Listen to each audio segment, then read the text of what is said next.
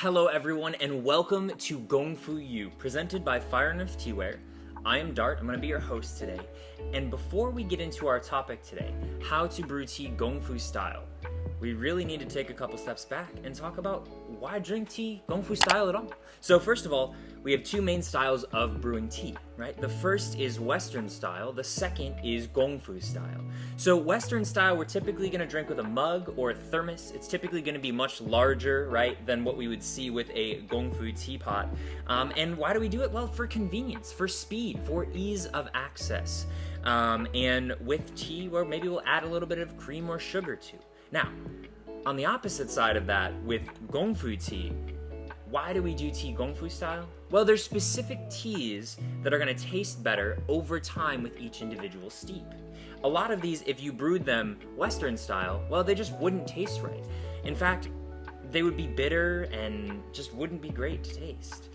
When you're brewing Gongfu style, there is a required slowness to slow down and appreciate the tea. But also, the tea is going to evolve over time with each steep as you're drinking Gongfu style. So that's another reason to drink Gongfu style. So what do you need? Well, in our last video, we talked about the three basics that you need for Gongfu tea. You need a brewing vessel, a pour cup, and a teacup. Now, you could really even shorten this if you have a tea bowl and a smaller pot, but we think this is the best setup for you to be able to do tea not only by yourself but with a group. So a teapot that's going to be 150 to 200 milliliters, a pour cup that can also do the same size, and then any number of and variations in size of teacups or tea bowls for you and your three closest friends. Now, we would specifically recommend a brew cup over a teapot for your first pot.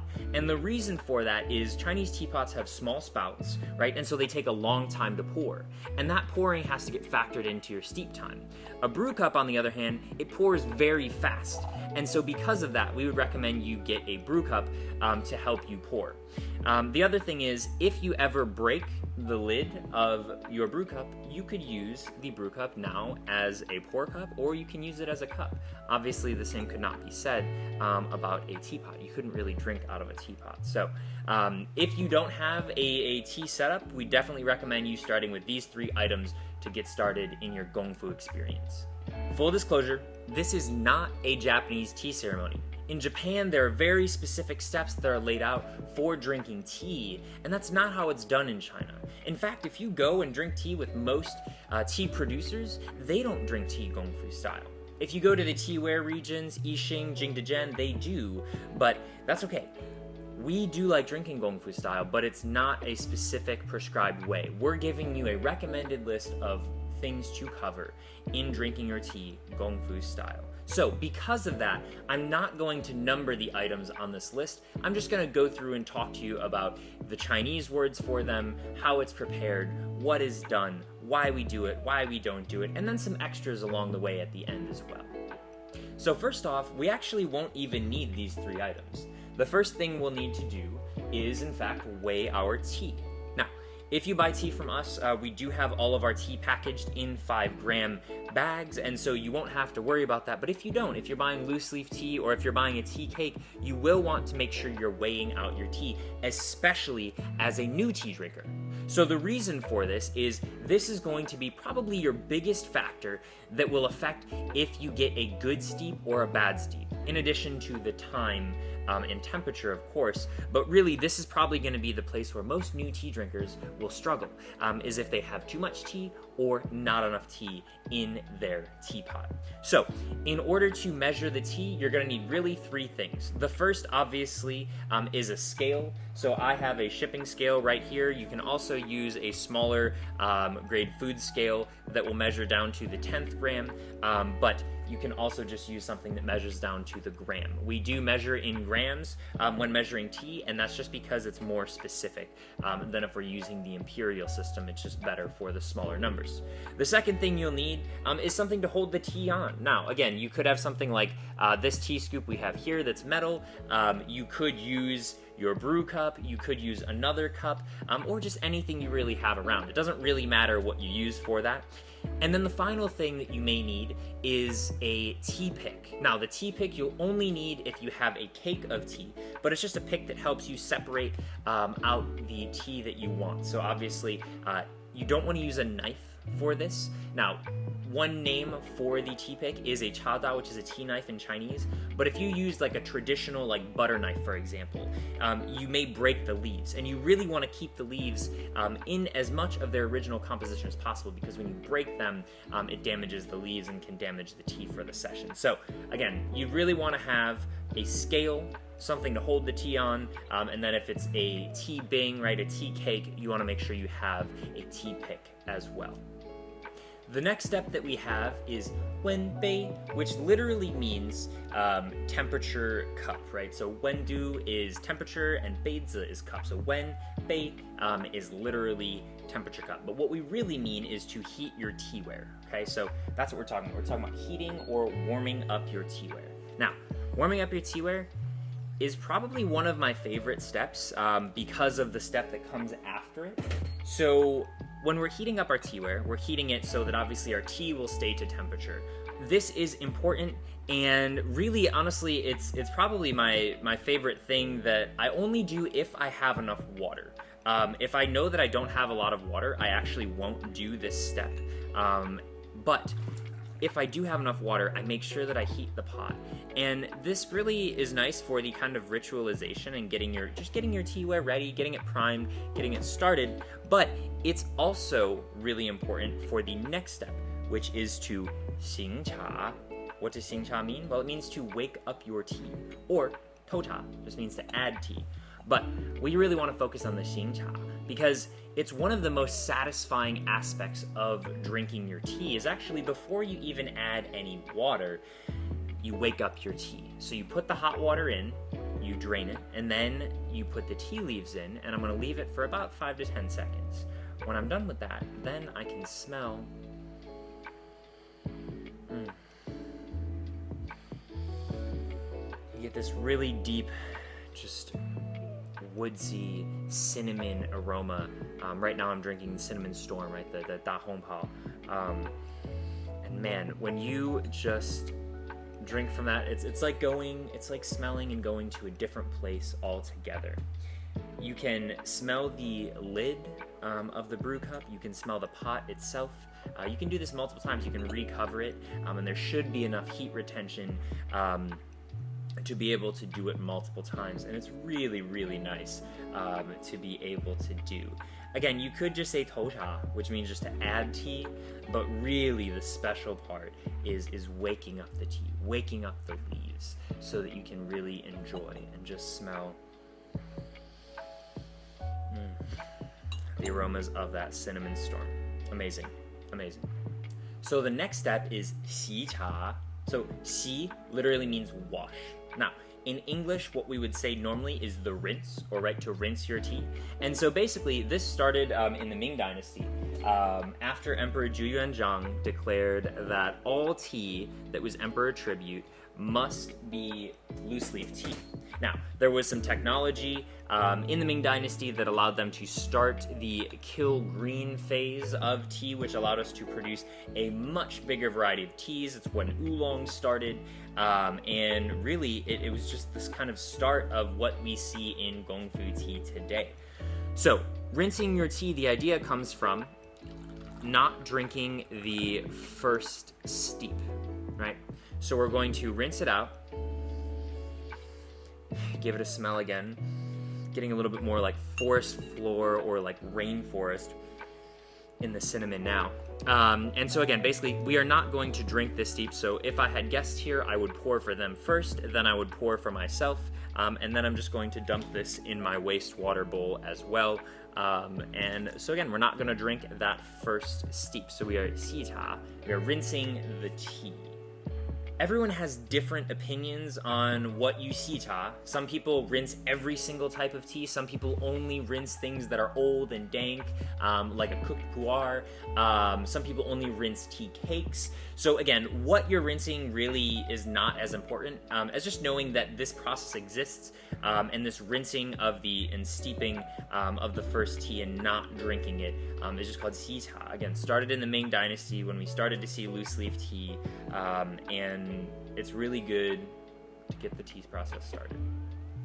Next, we have our famous pao cha, which means to steep your tea. So again, this is specifically for loose leaf tea. Before we had pao cha, we had zhu cha in the Tang Dynasty, right, which was to boil your tea. Then we had mo cha, which again is the powdering of tea. And then finally we got to pao cha, right, which is the steeping or brewing of tea. Again, this is the fun part, right? You only have one person who gets the pao cha in a given tea session. Typically, again, there would be one person powing and 2, 3, 4 other people who are being served. Again, you can smell the lid here again and then start drinking, right? This is when we get to actually start drinking tea. Well, not yet. I lied. So, after we pao cha, then we can fen cha or dao cha. Fen cha literally means to divide tea. So typically if I was serving other people, I would think of this more as fen cha, whereas dao cha is more of just pouring. Again, I poured it out of the teacup because I didn't want to oversteep the tea, but again, that's the process. Again, if you're pouring for yourself, I would say dao cha, and if you're pouring for other people, then I would say fen cha, which again means to divide out the tea. Finally, we get to the step that we've been waiting for since the beginning, pin cha. So pin literally means to sip, okay? Cha, again, is tea. So pin cha means to sip tea or drink tea, right?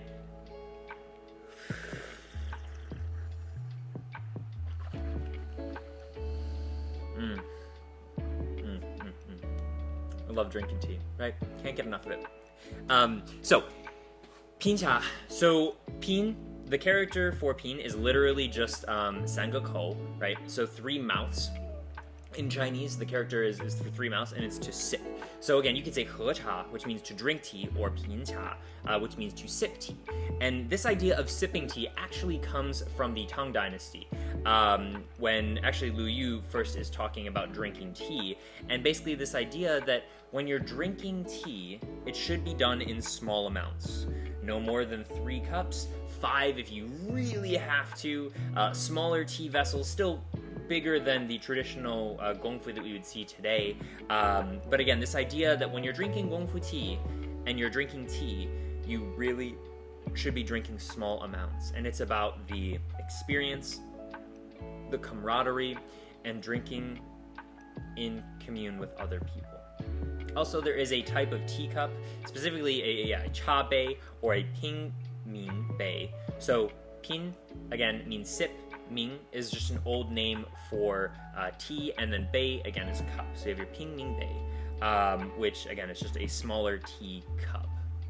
All right, so after we're drinking tea, we're just going to repeat the process, right? We're going to go back, smell the lid, add tea, pour out the tea, serve tea, drink tea, right? And you're gonna do this, it depends on what type of tea you're drinking, right? Some teas you're only gonna get 3, 4, 5 steeps. A cooked oolong or a pu'er, you could get as many as 20 steeps.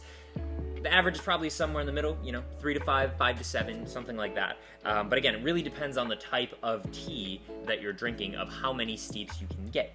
But there are a few other terms that we think are important to brewing Gongfu tea, but they're not essentials, so we want to add them as extras for you to kind of give you a little bit extra context. So the first is your yang hu or yang cha zong. So what does that mean? So for teapots, you can raise them, right? The idea of raising them. So what does it mean? Yang hu literally means raise, right? So what we're talking about here is the patina that develops in a teapot or a teapot over time. And this is specifically going to be in stoneware teapots. You're not going to see this in a vitrified gaiwan like this one. If I had a stoneware gaiwan, it would. But basically, you're really only going to see this patina in unglazed stoneware. Or you'll also see it in raw porcelain. But again, For most of the cases, you're only going to see this in a stoneware piece, or you could say in a royale crackle glaze that patinas as well, right? The cracks deepen, and that's not technically stoneware, but again, that's the glaze that produces that.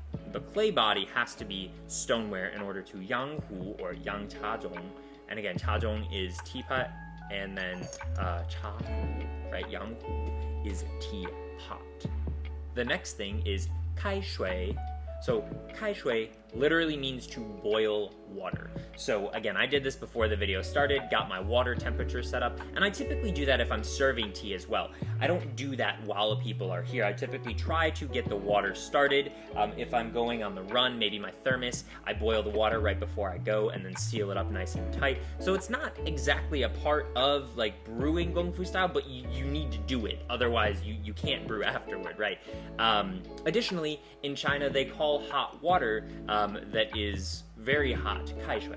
So when you would go and let's say I went to a local noodle restaurant, right, a Lanzhou la mian, a Lanzhou pulled noodle restaurant, and I wanted something to drink, I could just ask for kai shui, boiling or hot water, as opposed to re shui, which is just hot water. The last term I have for today is feng cha, which literally means to serve tea in a respectful way. So this is very formal. This would be what you would see if you were, again, more going toward the kind of ceremonial or traditional serving of Gongfu tea. Less casual, definitely more formal. In a tea house, you might have this kind of respect paid, this feng cha. But if you do want to be respectful when you're drinking tea, if you are the receiver, if you are being served, the best way when someone pours you your tea is to give just that 2-finger tap. Right, that 2-finger tap on the table means thank you, and it's a quiet way to respect the person who is doing the gongfu, right, the highly skilled, the great skill of serving you the tea without interrupting the tea session. Thank you to all of those of you who have tuned in for watching this video. We're really excited and hope that you've gotten started in your Gongfu tea journey. You can follow us on Instagram at Fire and Earth Teaware. You can like and subscribe right here on YouTube, which of course we'll greatly appreciate. Helps the algorithm, helps us out to be able to produce more content. We're also on Discord as well if you'd like to join us there for our tea classes. We do those every other week with different specialists in different fields.